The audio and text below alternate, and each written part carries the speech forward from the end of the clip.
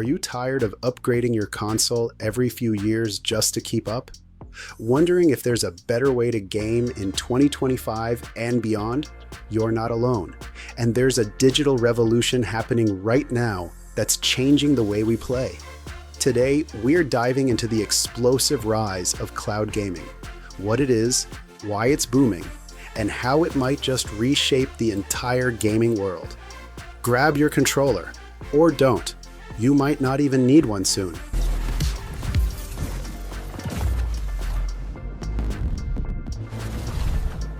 Let's start with the basics. Cloud gaming, also known as game streaming, lets you play video games without needing high-end hardware. Instead of the game running on your console or PC, it runs on a powerful server, sometimes hundreds or thousands of miles away.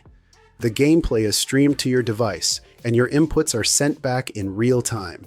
Major platforms like NVIDIA GeForce Now, Xbox Cloud Gaming, and PlayStation Plus let players stream blockbuster titles like Cyberpunk 2077, Halo Infinite, or God of War Ragnarok to devices as simple as a smartphone or Chromebook. No lengthy installs, no patch updates, and no more waiting for your download to finish before you can play. And here's the kicker. Because the heavy lifting is done in the cloud, even older or underpowered hardware can run the most graphically demanding games out there. For decades, gaming has been limited by access. A high-end console or gaming PC wasn't just a luxury, it was a gatekeeper. But cloud gaming is breaking those walls down. A player with a $2,000 RTX-powered rig and someone with a $200 budget tablet can now load up the exact same game, streamed at 1080p or higher, often with less than 50 milliseconds of latency. It's a massive win for global accessibility. In countries with high-speed mobile data but limited hardware availability, like India, Brazil, and parts of Africa, cloud gaming represents the first truly modern gaming experience for millions. Accessibility isn't just economic, either. For players with disabilities, the ability to play anywhere without being locked to a specific controller or platform opens up entirely new options. Students can game on Chromebooks between classes. Business travelers can sneak in a few rounds on hotel Wi-Fi. It's not just cheaper, it's freer. But how does it all work behind the scenes? At the core of cloud gaming are massive data centers. Think of them as entire buildings filled with high-end gaming PCs stacked in rows. These servers render each frame of your game in real time and stream it to you like a high-speed video. When you press jump, that input travels from your controller to the cloud server. The server registers the input, updates the game state, renders the next frame, and sends it back, all in milliseconds. The magic lies in latency, or more accurately, reducing it. With advances in 5G, edge computing, and fiber optic networks, the gap between pressing a button and seeing the result on screen is shrinking fast. In many cases, the delay is now comparable to playing on a traditional console connected via Wi-Fi. And then there's compression. Modern codecs like AV1 and HEVC allow ultra-fast video encoding with very little visual degradation. Your eyes can barely tell the difference, and your internet bill doesn't balloon from excessive data use. Cloud gaming is also changing the business model. Just like movies and music, gaming is shifting from ownership to access. Platforms like Xbox Game Pass, Luna Plus, and Ubisoft Plus offer libraries of hundreds of games for a single monthly fee. Want to play Starfield, Assassin's Creed Mirage, and Forza Horizon 5 all in the same week? You can, without buying any of them individually. But here's the trade-off. You don't own these games. You're leasing them. Games can disappear from the platform at any time. Your save files might remain, but access to the title vanishes.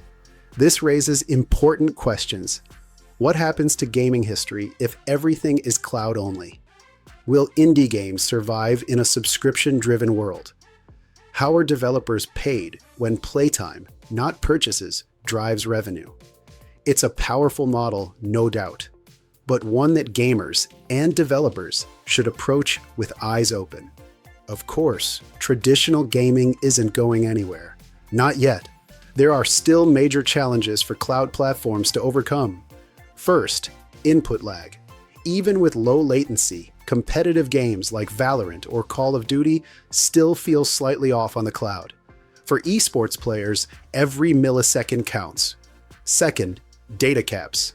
In regions with limited or expensive internet, streaming games in high quality can be costly. A single hour of 1080p cloud gaming can use upwards of 10 gigabytes. Third, digital rights management.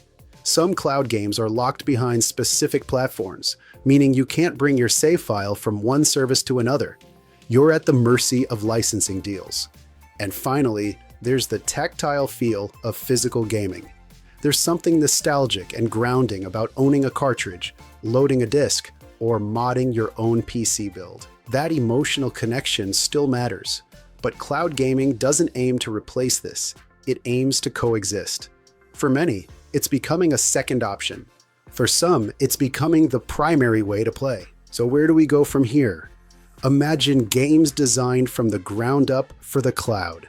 No download size limits, no hardware constraints, no regional lockouts.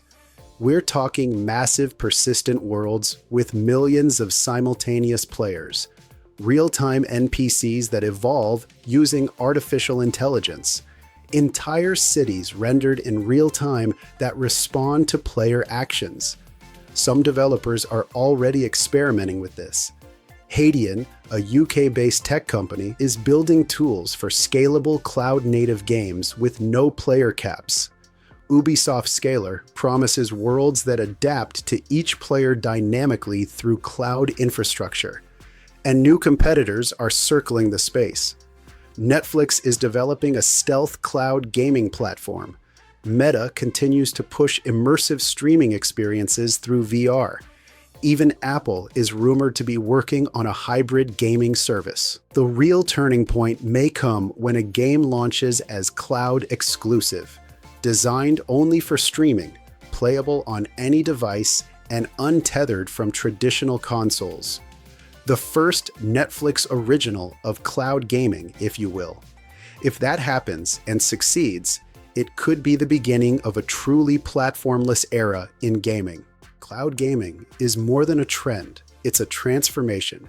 It's making games more accessible, more affordable, and more connected than ever before. Sure, it's not perfect, but it's already changing how developers create, how players interact, and how the industry grows. The question isn't if cloud gaming will take off. It already has. The question is, are you ready to join the revolution?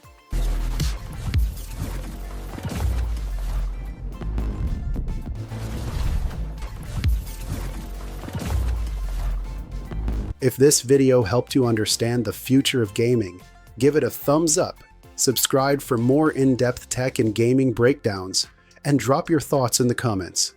Have you tried cloud gaming? What's your experience been like? Do you see it replacing traditional gaming or working alongside it? Let's talk about it in the comments. What?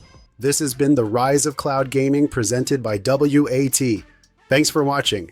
Until next time, stay sharp, stay safe, and stay curious.